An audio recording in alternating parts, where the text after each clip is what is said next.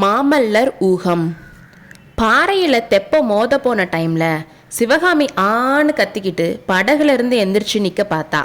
அடுத்த செகண்டே தண்ணியில் விழுந்துட்டா. ரொம்ப நேரம் உணர்ச்சியே இல்லாமல் இருந்தப்போ திடீர்னு உணர்ச்சி வர மாதிரி இருந்துச்சு.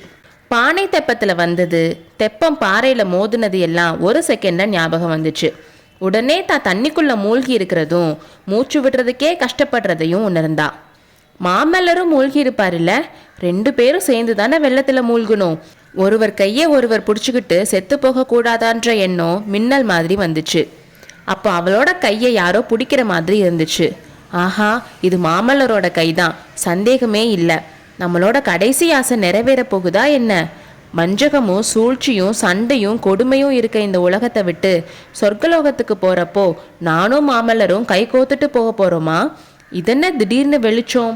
கொஞ்சம் கொஞ்சமா தண்ணிக்குள்ள இருந்து வெளியில வர மாதிரி இருந்துச்சு அவளுக்கு. ஆனா தண்ணியோட வேகம் குறையாதனால சிவகாமிய உருட்டி தள்ள பார்த்துச்சு. அவளோட வாயில இருந்தும் மூக்குல இருந்தும் தண்ணி வந்துட்டு இருந்தனால கொஞ்சம் கஷ்டமாவும் இருந்துச்சு. இதுக்கு நடுவுலையும் மாமல்லர் அவளோட கையை கெட்டியா பிடிச்சிட்டு இருக்கிறதையும் அவளை மாதிரியே எல்லாரும் தண்ணியோட வேகத்தினால தடுமாறிட்டு இருக்கிறதையும் பார்த்தா.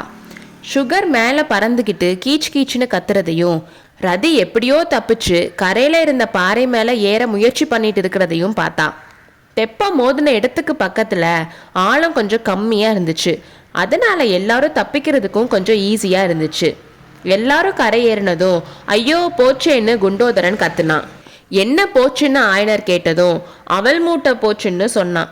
அதை கேட்டு எல்லாரும் சிரிச்சாங்க. அதுக்கப்புறம் ட்ரெஸ்ஸை பிழிஞ்சு காய வச்சு போட்டுக்கிறதுக்காக ஆம்பளைங்களும் பொம்பளைங்களும் தனித்தனியாக போயிட்டாங்க.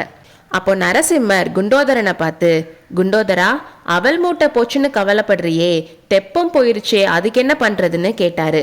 பிரபு, நல்ல வேலையா இந்த பாறையில் தெப்பம் மோதுச்சு, இல்லாட்டி கடலுக்கு தானே போயிருக்கணும். கடல் அலைகளில் இந்த பானை தெப்பம் என்ன செய்யும்னு சொன்னான். நீ மட்டும் இன்னும் கொஞ்சம் நேக்கா துடுப்பு போட்டிருந்தா தெப்பத்தை காப்பாத்திருக்கலாம்னு மாமன்னர் சொன்னாரு. தெப்பம் கண்டிப்பா வேணும்னா அதோ அங்க இருக்க கிராமத்துல போய் பானைகள் வாங்கி தெப்பம் கட்டிக்கலாம் பிரபு. ஆனா இப்போ தெப்பம் எதுக்கு? இந்த வெள்ளம் குறையிற வரைக்கும் இங்க இருக்கிறது தான் நல்லதுன்னு சொன்னான். அழகுதான் குண்டோதரா, என்னோட சைன்யத்தை எங்கேயோ விட்டுட்டு நான் இங்க இருக்கணும்னு சொல்றியா? இவங்கள ஒரு பத்திரமான இடத்துல விட்டுட்டு நான் இதே தெப்பத்துல கிளம்பலான்னு இருந்தேன்னு சொன்னாரு. கிளம்பி என்ன பிரயோஜனம் பிரபு? இந்த வெள்ளத்துல எங்க போறது, என்ன செய்யறது? சைன்யம் நீங்க விட்டுட்டு வந்த இடத்துலயே இருக்குமா? தென்பண்ணை கரையெல்லாம் இப்போ ஒரே வெள்ளக்காடா இருக்கும்னு சொன்னான். அதனால தான் கண்டிப்பா நான் போகணும்னு சொல்றேன். பரஞ்சோதியும் மற்றவங்களும் என்னை பத்தி என்ன நினைப்பாங்கன்னு சொன்னாரு. என்ன நினைப்பாங்க? நீங்க பத்திரமா இருக்கணும்னு தான் நினைப்பாங்க. அவங்கள பத்தி நீங்க கவலைப்பட தேவையே இல்லை. ஏறி உடஞ்ச செய்தி அவங்களுக்கு கரெக்டான டைம்ல போய் சேர்ந்துருக்கும்னு சொன்னான். துணியை காய வச்சுக்கிட்டே குண்டோதரன் அவன் கதையை மாமல்லர்கிட்ட சொன்னான். நாகநந்தி மேல ஆரம்பத்திலேயே சக்கரவர்த்திக்கு வந்த சந்தேகம், அதனால சத்ருக்னன் சொல்லி தான் ஆயனர் வீட்டுக்கு போனதுல இருந்து முதல் நாள் ராத்திரி நாகநந்தி பின்னாடி போய் அவர் கூட போட்ட சண்டை வரைக்கும் சொன்னான். அப்போ ஒரு குரல் தன்னை எச்சரிச்சதையும் அதனால திரும்பி வந்து வயசான பிக்ஷுவை வெள்ளத்துல தள்ளி விட்டுட்டு தெப்பத்தை எடுத்துட்டு வந்ததையும் சொன்னான். குண்டோதரன் சொன்னதை கேட்டு அப்பாவோட அறிவு கூர்மையை நினைச்சு அவர் மேலிருந்த மரியாதை இன்னும் அதிகமாச்சு மாமல்லருக்கு. குண்டோதரனையும் ரொம்பவே பாராட்டினாரு. ஆனா நீ அந்த பிக்ஷுவை தெப்பத்துல இருந்து தள்ளது மட்டும் எனக்கு பிடிக்கல குண்டோதரா, நீ ஏன் அதை பண்ணன்னு கேட்டாரு. அது பாவம் இல்லை பிரபு, பெரிய புண்ணியம். அவன் ஒன்றும் புத்த பிக்ஷு இல்லை, காஞ்சியோட தெற்கு கோட்டை வாசல்ல காவலுக்கு இருந்தவன். இந்த நாகநந்தியோட வலையில விழுந்து தேச துரோகி ஆயிட்டான். அவனை வெள்ளத்துல தள்ளினது மட்டும் பத்தாது, ஒரு கல்லையும் தூக்கி மண்டையில போட்டிருக்கணும்னு சொன்னான். அப்படின்னா எல்லாத்துக்கும் காரணமான நாகநந்தியையே உயிரோட விட்டேன்னு கேட்டாரு. பிரபு, அந்த நாகப்பாம்பை கொல்லணும்னு தான் நினைச்சிருந்தேன். ஆனா சண்டையை நிறுத்துன்னு சொன்ன குரலை மீறி என்னால எதுவும் பண்ண முடியல. அதனால தான் தண்ணியில தள்ளி விட்டுட்டு வந்துட்டேன். யாருக்கு தெரியும், அந்த வெள்ளத்துல மூழ்கி பிக்ஷு ஒளிஞ்சு போயிருக்கலாம்னு சொன்னான். இல்ல குண்டோதரா, அப்படிப்பட்டவன் அவ்வளோ ஈஸியா சித்திரக்கூடாது. அவனால ஆயனரும் சிவகாமியும் எவ்வளோ பெரிய ஆபத்துல மாட்டிக்கிட்டாங்கன்னு சொன்னாரு. பிரபு, நாகநந்தி பத்தி இவங்க கிட்ட சொல்லாம இருக்கிறது தான் நல்லது. சொன்னாலும் புரியாது, தேவையில்லாம கவலை தான் படுவாங்கன்னு சொன்னான். மாமல்லரும் அதுக்கு ஓகே சொல்லிட்டு, ஏரிக்கரையில உனக்கு கட்டளையிட்ட குரல் யாரோடதுன்னு தெரியலையான்னு கேட்டாரு.